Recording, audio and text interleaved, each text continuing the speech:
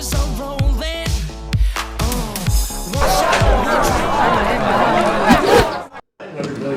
By the time you get done, it'll be a happy. You end up with 75. What are you doing? One thing's for sure is you'd have to work hard to spend. Coach being in the car, you didn't have to. Say the interest is gonna compound, come so fast. Yeah. Sure was. I'm sure you're not gonna put that on your website. Or you will, so you'll edit it. Okay, 1, 2, 3. That's very board member. I guess you just have to have trust in people. I know, yeah, that's true. You should have trust does. in people that if someone approaches.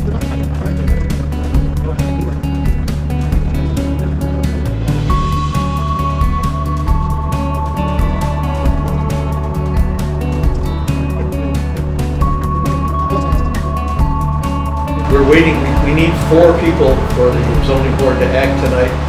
So we sent somebody to process it, we can get Mickey Wolbert to come over here. I don't know if you got my email or not for tonight. If anybody's interested, this is just informal here, and we'll announce it at the meeting. Last zoning board meeting, we tabled the motion to approve the conditional use permit because we were waiting for the 239 approval from Oneida County. We do have that. There is a copy of it on the table there if anybody wants to actually see it. That was the last hurdle for us to take a motion.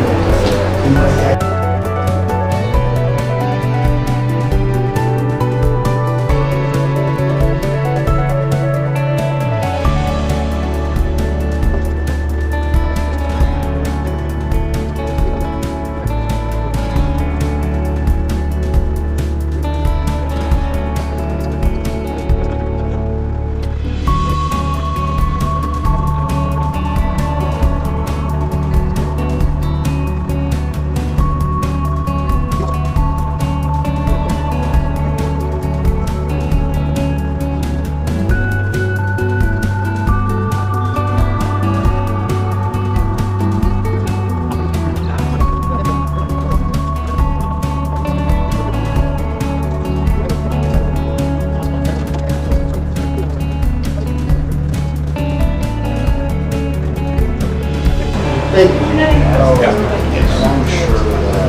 Who knew you were this popular, Jenny?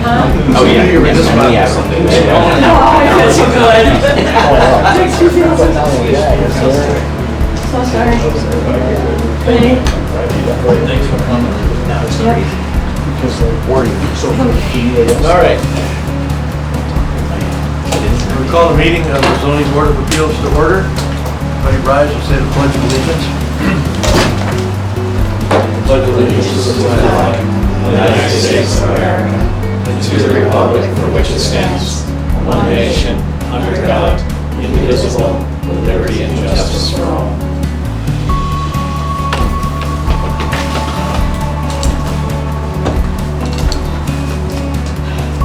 Okay, we have 4 members of the board. That constitutes a quorum, so we can do business tonight. I apologize to the public. I simply have not had time. Our secretary resigned, so I haven't had a chance to put a set of minutes together from the last meeting. I do have the notes that we took with the information. I will put a set of the minutes together and I will send it to Larry Merrick. He will put it on the town website. So you'll be able to find them probably within about 3 days. They should be there. We have one item of old business that we tabled last month, and that was for the conditional use permit for the fire department to install the ambulance, or the air ambulance service on their property. Do I have a motion to remove it from the table? I so make that motion. Okay. Do I have a second? I second. Okay. So we now have a motion on the table to approve the conditional use permit subject to the conditions imposed by the planning board from their approval of the use as a land conservation district. Is there any other discussion from the board or questions? If not, I will entertain a motion to approve the conditional use permit with conditions as imposed by the planning board. I'll make that motion. Okay. Do I have a second? Geez, you stopped on Jenny last time. You think she was going to put her hand up again? Well, that's all right. All right. He'll do the work tonight. So we have a He'll do the motion, we have a heavy second. All those in favor? Bill? Aye, yeah. Aye. Bill? Rita. Motion is carried. Okay, we will pass the information on to the codes officer and he'll issue you the permit. Great. So that should be at pretty much any time. Thank you. Yeah, and again, for those who may have missed it, the thing we were waiting for was the approval from Oneida County. There is a copy on the table there if anybody wants to see it. This is pretty much what these types of approvals look like when we send it over. If you're not familiar with section 239M, anytime there is an action by the planning or the zoning board that would border on a county or a state road or within 500 feet of an adjoining town, a 239M review is required by Oneida County. The codes officer normally fills out that form and sends it over, and they then respond. Usually within they have 30 days to respond. Otherwise, we automatically consider it as approved. So, does anyone have any new business for the zoning board tonight? Sir? I just had a question. Is it proper to have a fireman on the board voting to approve? Wouldn't that be a conflict of interest? No. Nobody's raised it so far. That would necessarily mean that it's not a conflict of interest, just that nobody's raised that, correct? Nobody's raised it? Correct. And the Cows out of the barn. the recusal process belongs to the person who has the conflict. There's none of us. Full disclosure, his son-in-law works for Mercy Fund too. Well, the only reason I say And this, this question has come up before about whether or not there are conflicts of interest and recusals are required. The individual who has the potential conflicts makes the judgment. And it's up to them to decide they have too much of an interest or that they can render a fair opinion. Okay, if there is no other new business, I will entertain a motion to adjourn. I shall make that motion. I'll second. Okay. Thank you, Jenny. Okay, our next scheduled meeting for the zoning board is the 24th. That's a week from today.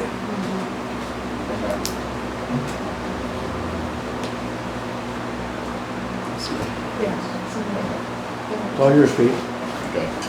Steve, you want your glasses back?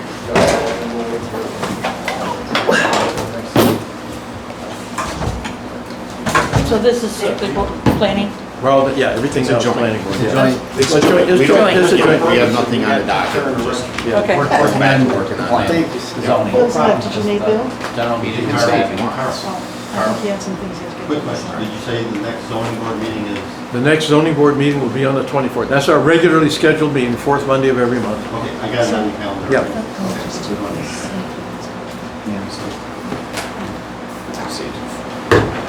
All right, well, we're gonna go over, Do you need this? we're gonna do a joint planning board, zoning board, just continue to work on the draft of our zoning law. We did not have, we had our secretary, same thing Carl said, resign on us last month. And hoping I'd get the minutes from her, her last batch of minutes there so that we can, I got some stuff jotted down, but she did a more thorough job. So we're gonna talk tonight about our planned development overlay. And then like Carl was mentioning whether or not we wanted to keep it just a residential or also allow it on and do it in commercial. Have the process for both categories. So I believe that what Matt was saying at our previous meeting is more of a, just gives the planning board or actually the town in general more of an oversight over any of the projects coming in. What's the upsides and the downsides, I guess, is the way to... Give an example, could you give me an example? If, like, technically on paper, anything like over here at the Elmer Hill Road, it's not in the land conservation district. if it had fit smaller into it, it made us slide underneath and want just do zoning and not have to go to planning too. But, I mean, because I don't think our law Yeah, doesn't say the- anything multifamily has to Yeah, go to the planning. problem with something like that is it will be only part of the overall development, but it's multifamily housing. Right now, the only thing the zoning ordinance covers is up to 4, and that's by conversion of a house. So something like an apartment complex would fall under a different type of layout. And right now, in that RC district, it's not even a permitted use. But if the ordinance contains planned development overlay, which is what's in the current ordinance right now, if you've got planned development, then you can apply that, similar to the way we apply the public service overlay or whatever. And that allows you to put a use in that would not normally be, considered there. Same way we're doing with the commercial overlay up and down the roads. So the question is, The question that I asked Pete, I said, do we want to limit that to residential type construction? In other words, if somebody wants to come in and put in, another housing development in a place that we don't normally permit, that type of housing on the thing, do we want to limit that planned development zone only to residential applications? Or would we want to open it up that if somebody wanted to come in and, take 50 acres and convert it into a small commercial space of some sort that would exceed a single installation? The commercial overlay would allow you to have one, but if somebody wanted to put in, say, a little strip mall or something like that, do you want to allow that to be considered, or would you have to take that under, and are you thinking this over the entire town or just certain districts? Yeah, well, you can do it 2 ways. And I had no idea we could do this until we were over at the training this past spring. You can have the planned development basically be put anywhere you think it's appropriate. In other words, it's a floating overlay. And you said, well, do we, and that, that's where the planning board would come in and say, do you want to apply it there or not? And if you do, okay, fine, apply it there, and then the provisions that go with that overlay would apply on it. As opposed to saying, we're going to have fixed locations in the town that would be considered for planned development, and we would use that overlay only within those districts. I think I'd like to see it as a floating. Yeah, Just because the way the town is, and you use Elmer Hill Road as an example. Sorry, there's not much room for a whole hell of a lot more there unless they wipe out a whole bunch of stuff. Yeah. And residential is really the only thing that makes sense in that corridor. But I mean, you'd have other spots throughout the town that may not look that way now, but 20 years from now, who knows what might change. Yeah, I mean, if you had somebody who was crazy enough to try and put up, let's say, a small apartment complex someplace other than over on Elmer Hill Road where there's real water, you could apply the overlay there and allow them to do something like that. But again, that's where then it falls under things like site plan review. That all falls on top of the planning board to go through. I know there's some crazy people up on Buck Hill that ain't figured out what they want to do with their land yet. So that's, I guess, what we want to keep it floating. Yeah, and again, I'm not sure what that lady has planned up on Ava Hill up there and that they were talking about doing before, what kind of an installation that is, as to whether it requires something like that. But if it's there, you can use it. If it's not there, there's nothing much you can do about it if somebody comes in and wants to put in. It's still something that size, you would still have the septic with the county. Well, your seeker and everything else. It doesn't relieve anybody from meeting all of the state code requirements. So they have to meet building code, fire code, energy code, sanitary code, electrical code. All of that stuff still applies no matter where they're building. And that's Scott's job to enforce all of that for any kind of a structure that's going in. What if the Oneida Nation tried to buy land up this way, then it takes away out the zoning board's rules? Like if they try to buy land around the lake, they'll go off tax laws, they'll go outside your jurisdiction. Nothing you can do about Nothing it. to do about it. It'd be like trying to apply zoning in an agricultural zone. Agricultural law overrides it. That's just the way it works. So I mean, my own opinion is that we can create it and just let it float. And that gives us as a planning board the flexibility to apply it as we see fit. if, you know, if it's appropriate to apply it there, and then there's all the conditions and everything else that goes with it. And then we would work in conjunction with the codes officer to, you know, to make sure that all the stuff is being met. And to not lose sight of what we've been going through for the last year and a half is to make the community more user-friendly. So if somebody has an idea, it doesn't take 2 years to tell them yes or no on it. Yeah. Just to clarify, if it's floating, Scott would be approached by the private entity doing the project. He would forward it to the planning board. He would then refer The them. planning board would have the opportunity to either let it go its natural course or to step in and use this overlay. Well, we do one of two things. We either approve or deny the overlay. Okay, and if it was in an area where what they were proposing was not an allowed use, not a permitted use, if we didn't allow that to be applied there, then they're faced with getting a variance. Whereas if we decide to apply it there, then there's a set of procedures that we have defined in it. If you look in the current ordinance, there's a whole bunch of stuff, all the steps you go through. It basically allows us to do site review, put conditions on it or whatever, and then pass that on to the codes officer to go ahead and give them a permit. So basically, it's kind of bypassing the variance. It bypasses, yeah, it bypasses the variance process, which, as people are aware, is a very, very difficult thing to get through because it's extremely difficult. So either it's, Yeah. so this route might be a little easier for the permittee to attain versus trying to, you need the 4 criteria to get a variance. Yeah, plus it doesn't lock the town out of having something come in that somebody said, hey, yeah, that's bad, not a bad idea at all, but. You get to give it its constraints, but Yeah, the way the lawyer explained it said some people look at it and said, well, so all you're doing is real spot zoning, and he said no, so it's a defined procedure. The law allows you to have the floating zones, and it's a way to give yourself flexibility within zoning, as opposed to having to go through the rigid procedures of going through, asking for variances and stuff, which might which push out something that would be a great benefit to the that community. would hurt.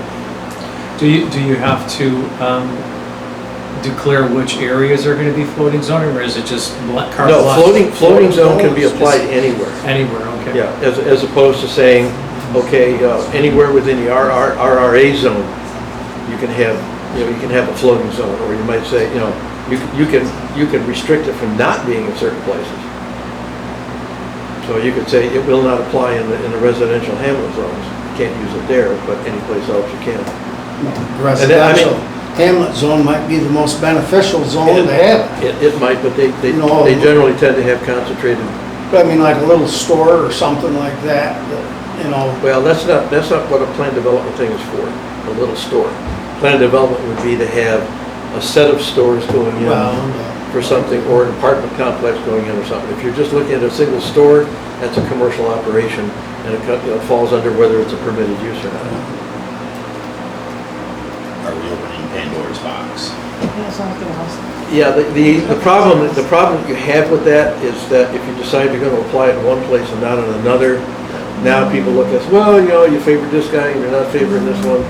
So if you're not going to, you have to have some pretty damn good reasons not to do it.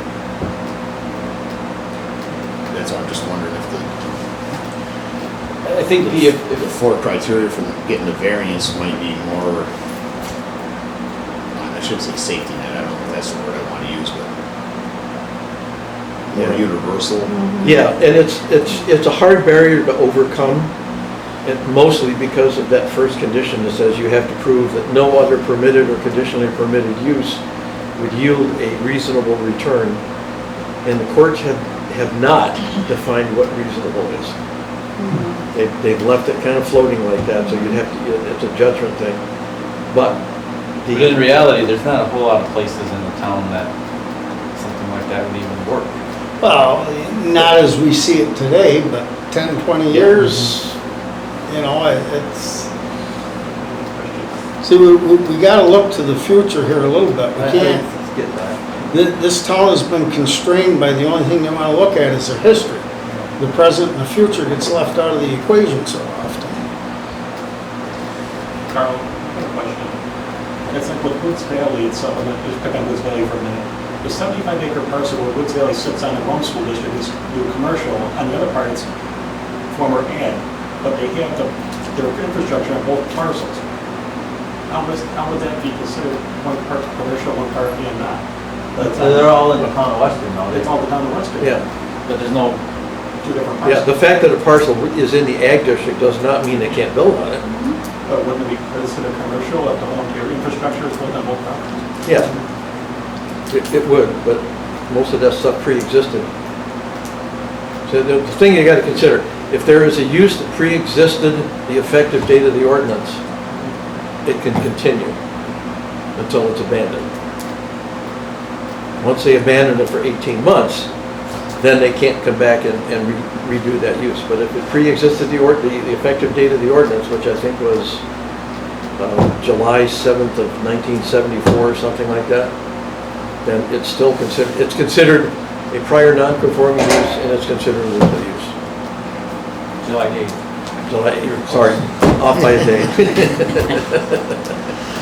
Woods Valley was there in 62, I think. Yes, yeah, it's been around for a while. Now, if they decide if they really try to expand it, then they would have to come in and talk to the planning and zoning boards about it. Is there plenty putting up a gondola?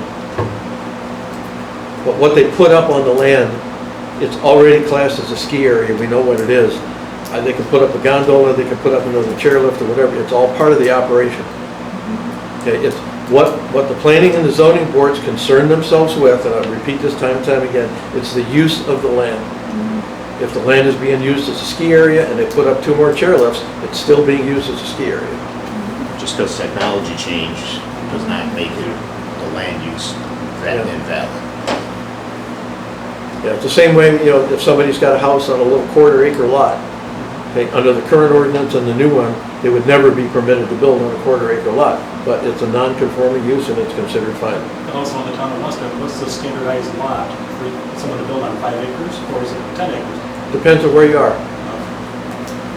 Some zones, because there is no water or sewer, the general requirement is 40,000 square feet, what they call a builder's acre, 200 by 200.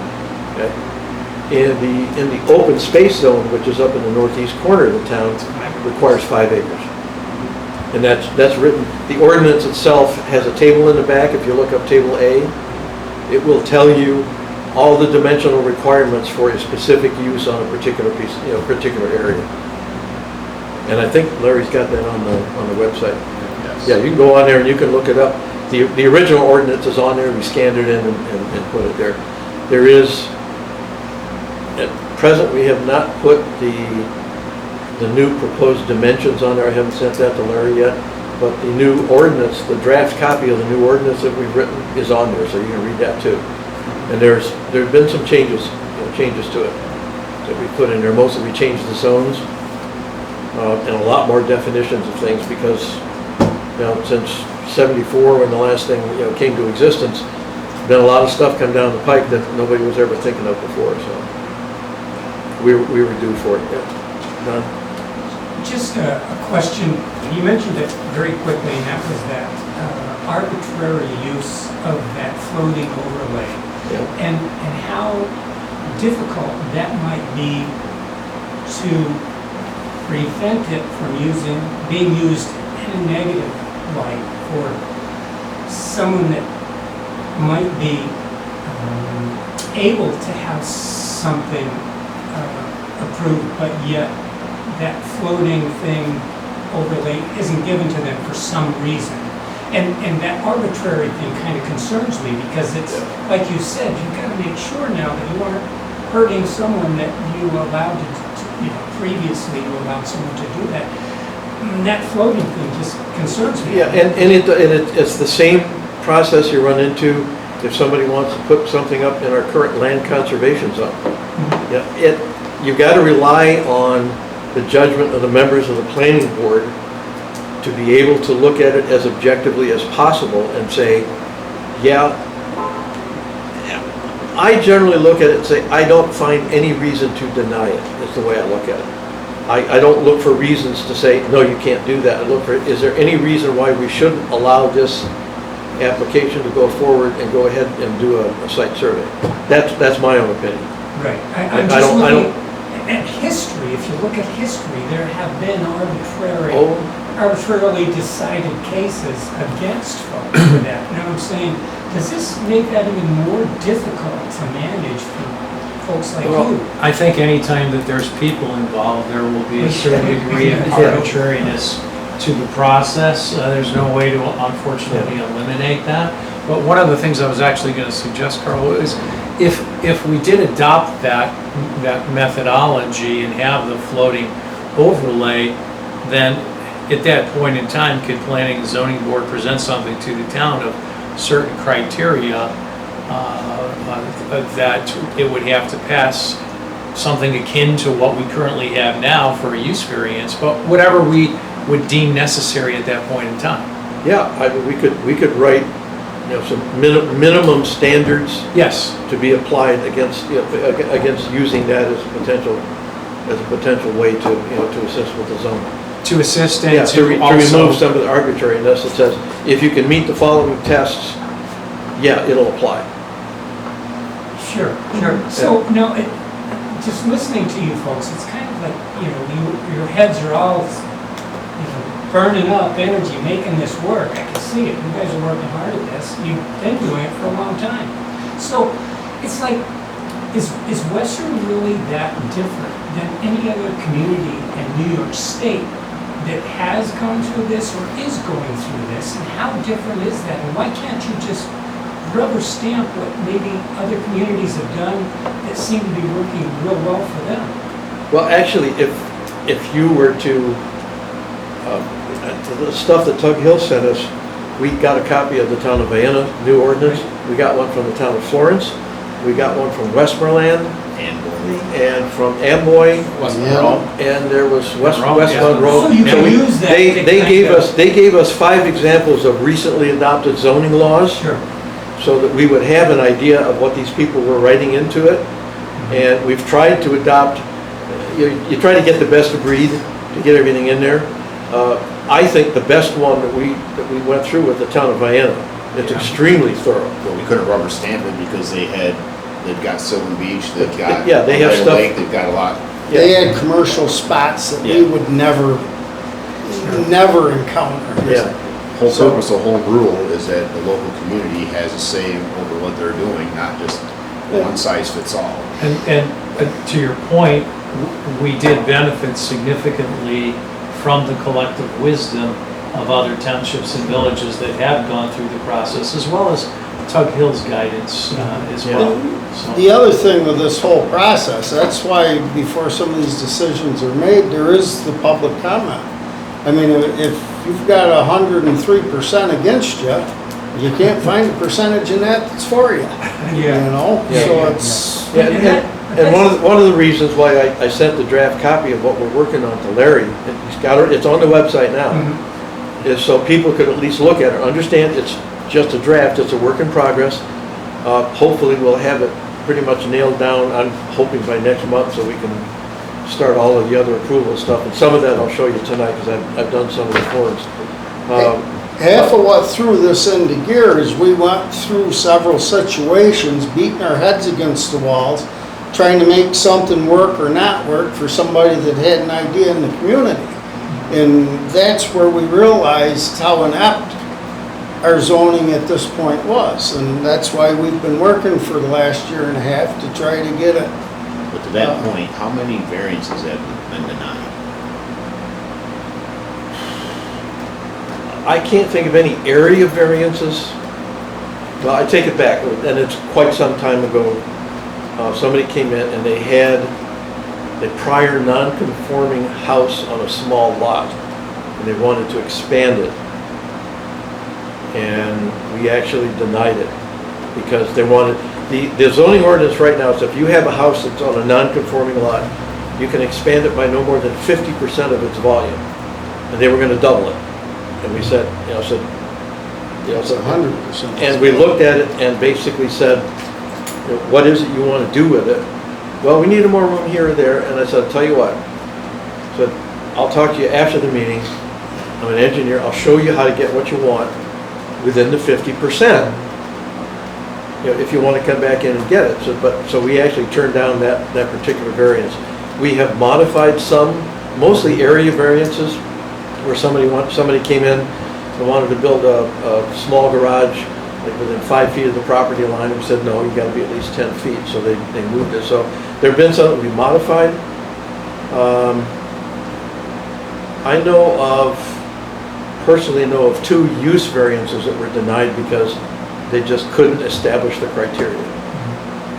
And you know, I think maybe the first time I was on the board, this has got to be 20 years ago, the tendency of the board then was to, yeah, it looks okay with us, we'll go ahead and pass it. Well, there's a number of court cases that were brought up to us when we started going to the training, and said, somebody complains about that, they're going to walk into court, the judge is going to say, where's your justification for it? And said, well, we thought it was a good idea. I said, out. And they would, and a lot of variances have been granted, have been thrown out by the courts.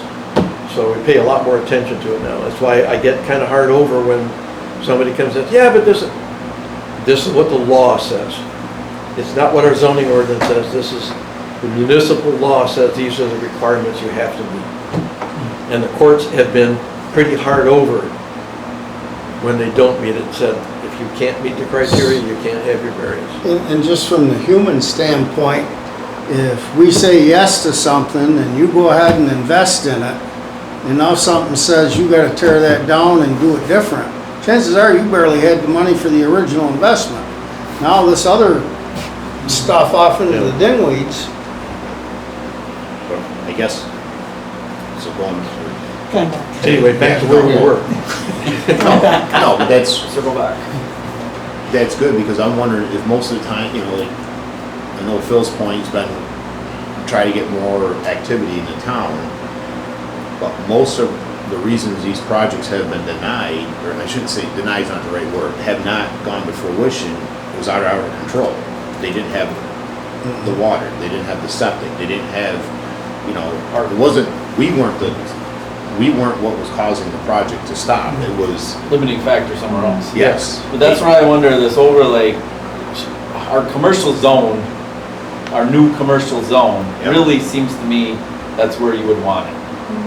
I don't see it working on Buck Hill or Sly Hill because of the septic or water issues.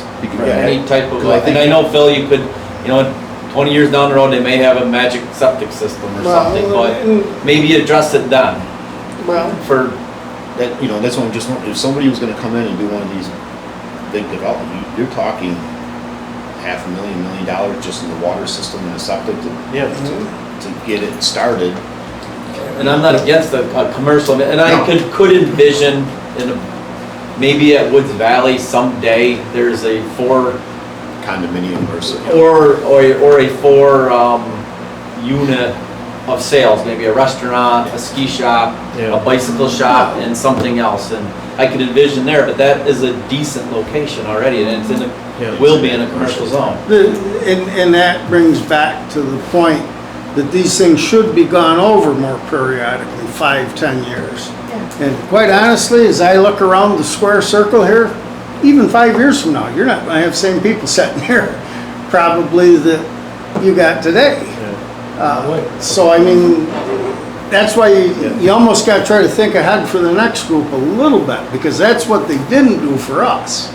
Yeah, I mean, what you're looking for, at least for that, do you want to have the flexibility and write enough into that part of the law that says there are certain minimum tests that we want to see? So if somebody comes in and they want to go up to Buck Hill and they want to, you know, we just granted that conditional use up there for on 100 acres. Yeah. If somebody bought the 100 acres and they say, well, we want to put in a 15 housing unit up there, because if you divide the 100 by 15, you got more than the 5 acre minimums. Yeah. But we want to do it in a little cluster development. That would at least allow us to say, okay, come in with your site plan and show us that you'll be able to answer the fundamental questions. Can you provide the water? Can you provide the sewer? Are you prepared to do the necessary road work? And then we would approve the use of that plan development overlay so they could do that. And Yeah, you pretty much do that, but it allows us the opportunity to look at it and say, can you meet the minimum criteria for doing that? And we're allowed to look at, could you even meet the basic state codes that are, required for this? Can you walk in and show me that the guy's gone up there and done perk tests and you've got enough so that 15 units can actually have septic systems? Or you're gonna put in a little community water supply with, with a holding tank or whatever, it at least gives us a look at it, as opposed to just saying, sorry, no, not allowed. In which case they go in and divide the 100 acres up into 5-acre lots and build them anyway. I mean, we've all met the dreamer. Yeah. We've all met the person that comes from somewhere and has this dream. Love to And do it. sometimes- And it gets a little write up in the paper and then it just doesn't happen. And sometimes the dreams would be nice and maybe we've cut them off too short. Yeah, but I can see We that's still gotta have regulation. But that's what I'm saying, I don't see, I've been 25 years, I got to see a project that it was the boards that denied it. It was, they couldn't meet state Yeah. requirements. Or county. Yeah. Before the codes were even here, you'd be looking at a nursing home out of the end of your barn. Because Davis's wanted to put a nursing home up on that first plateau. No, I know. But they couldn't meet, and that was before zoning was even in here.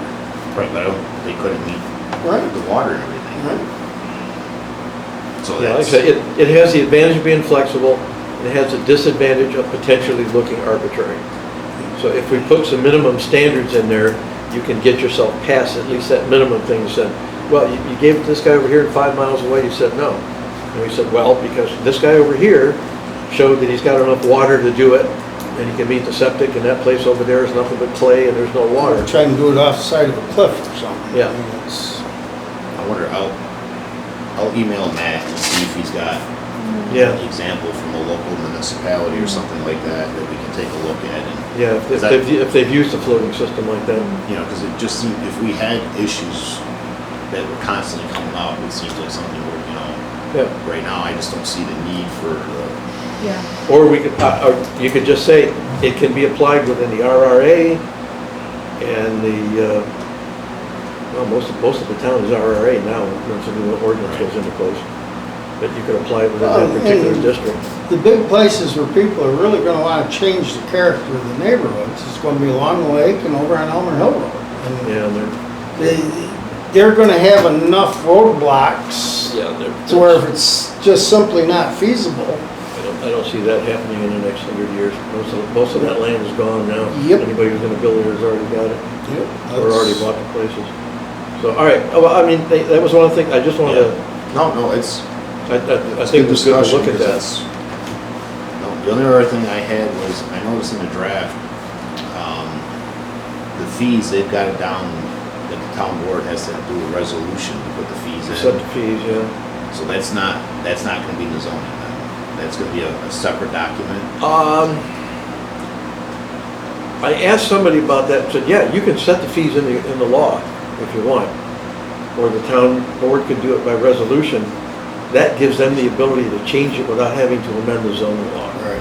They can just change it by resolution. If it starts to get more expensive. That's how I think it should. Yeah, Yeah. and that gets us out of worrying too much about And, that. and also it gives us the chance to point the finger at the town board instead of, Yeah. We didn't do that. We didn't do that. No, I just, because I was up in Eagle Bay the last week, but they had to go after, or not go after, but to address the Air B&B.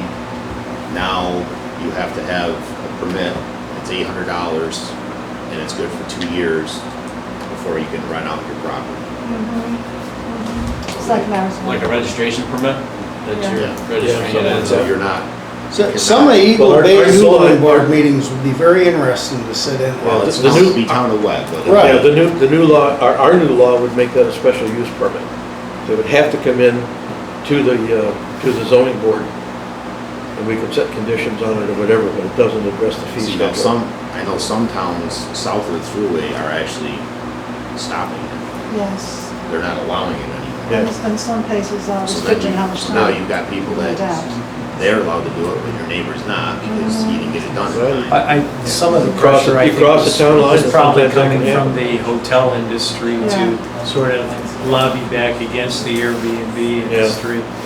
Well, and part of what they're really getting upset is people just buy houses and then just turn them Airbnb, they never live there. Yeah, and that's happening. And That's happening in That's this happening a area. lot, yeah. And it's happening in I our mean, area. we could yes. restrict it to, only an owner-occupied residences.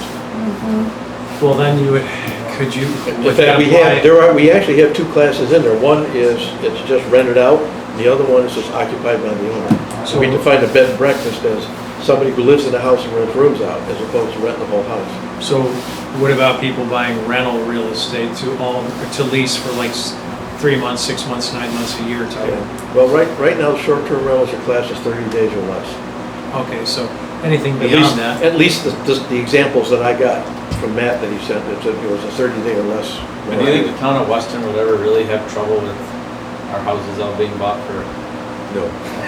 I was reading, I mean, you look at what is happening in some other locale, I mean, I think it's happened in real resort towns, but other, Yeah. but no. I could see Maybe a couple potentially houses some of on the, the lake. On some of the lake, houses right. bordering the lake on the north side, Yeah. maybe, yeah. Yeah, but you gotta, it's actually happening in Clay And it's happening. Because of Micron. because of Micron. Yeah. So, I mean, But, for example, there's maybe a house on Main Street, if somebody wants to spend the money and fix it up rather than sit vacant, maybe it is getting rented out as an Airbnb, but at least it's fixed up.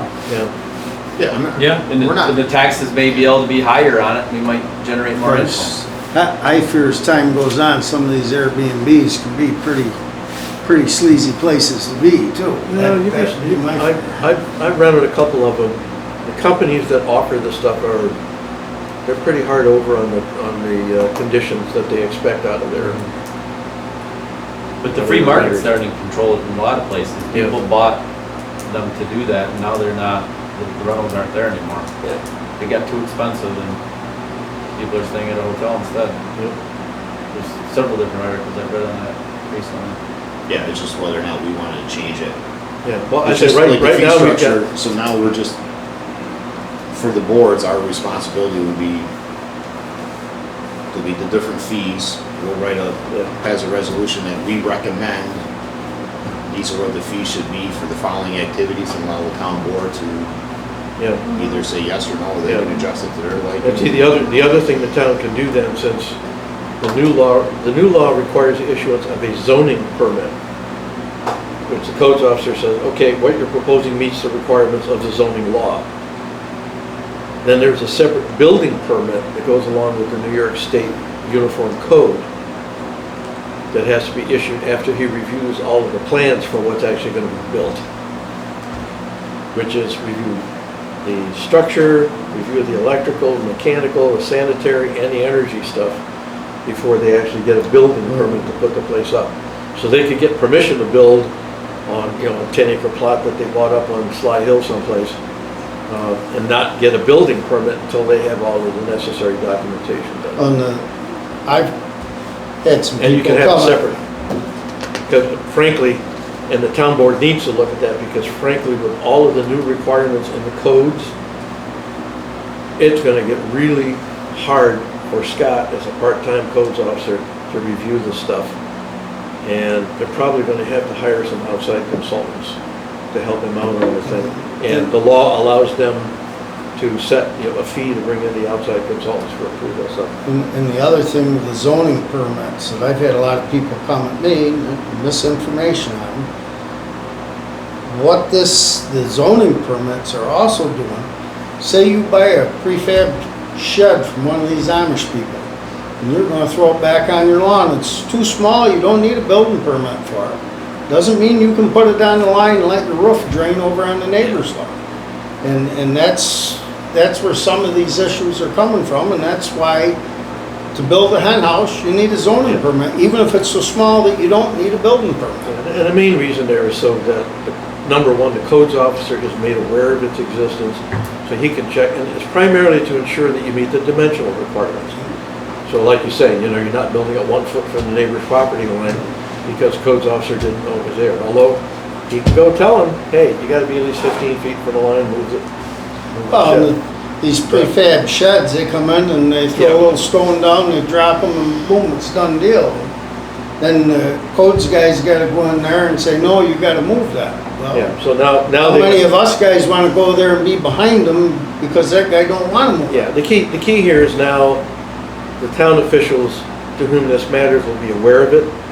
And for that matter, the assessor's gonna be aware of it too. So if somebody puts up a really nice shed that changes the value of the property, you know, he's got the right to change the property record card and do whatever's necessary on the assessment. Whereas before, people put up, you know, 4 or 5 buildings in their yard, nobody knows about it until somebody complains. But, and, you know, again, that's why you make sure you're compliant with the zoning, and the building permit says you comply with all of the codes. And that's why we have those 2 different permits in the new law.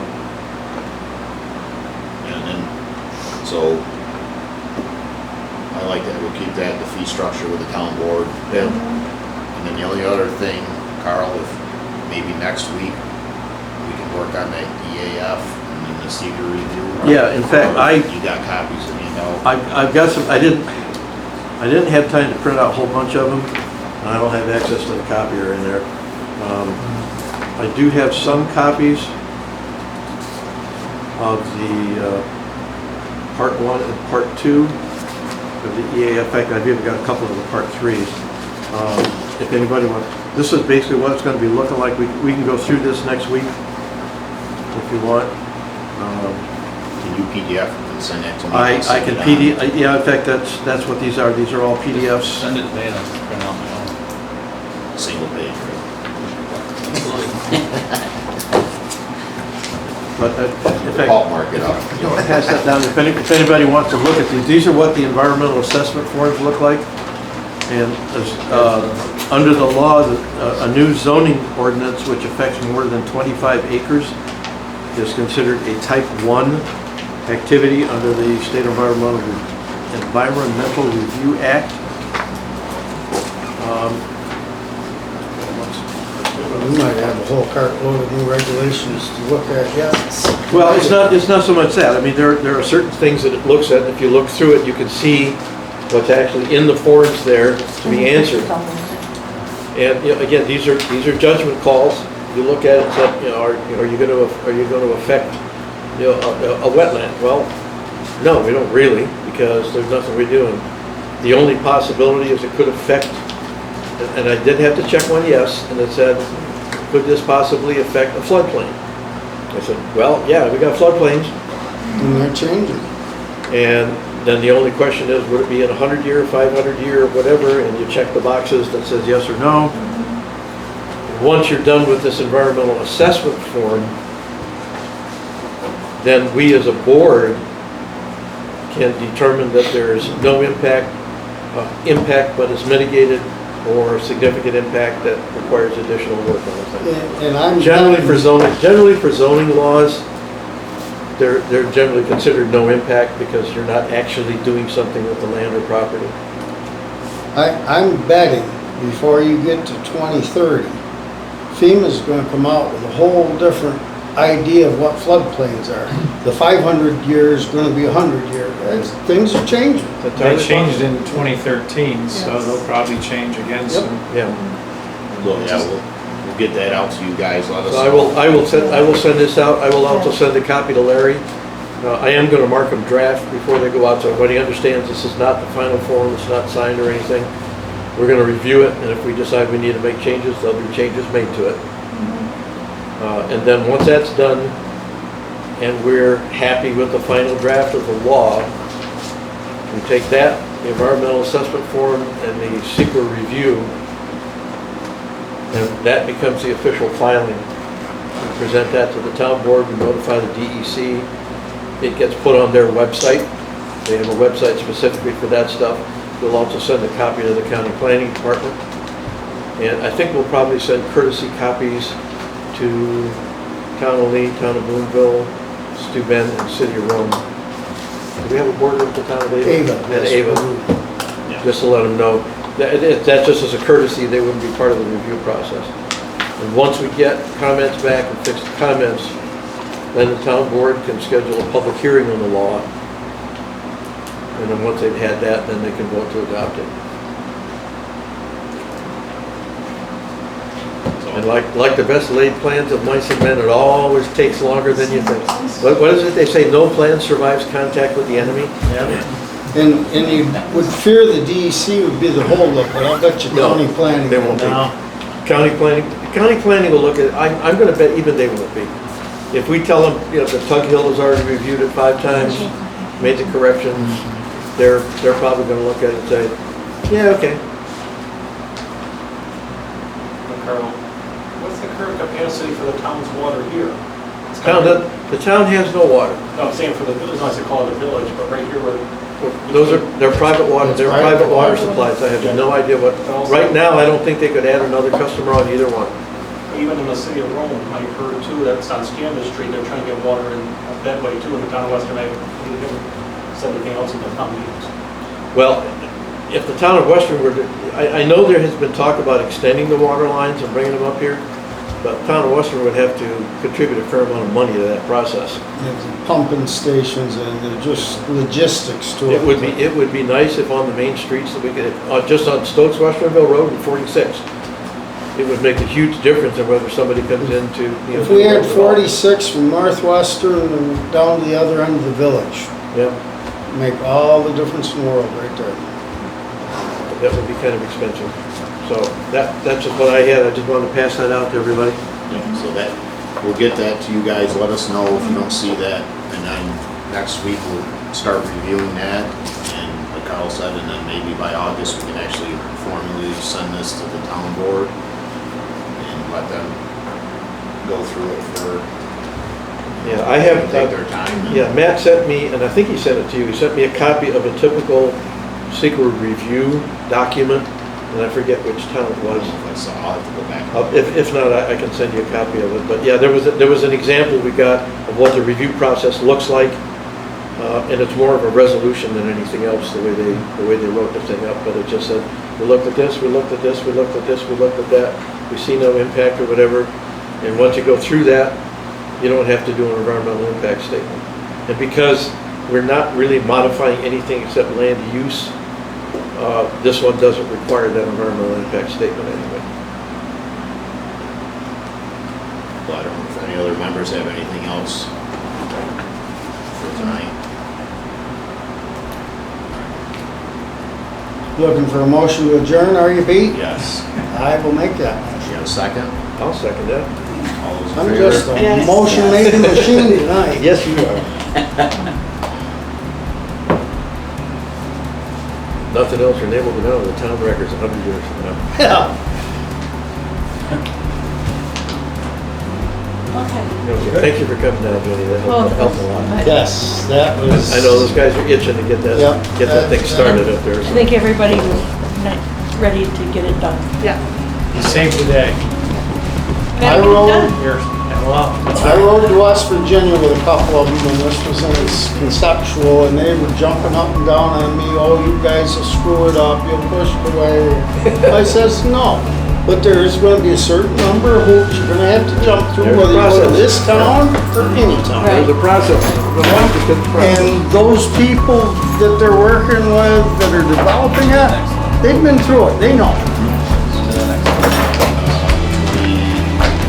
Okay. Nobody put more energy into this town to make it more user-friendly than I did, so.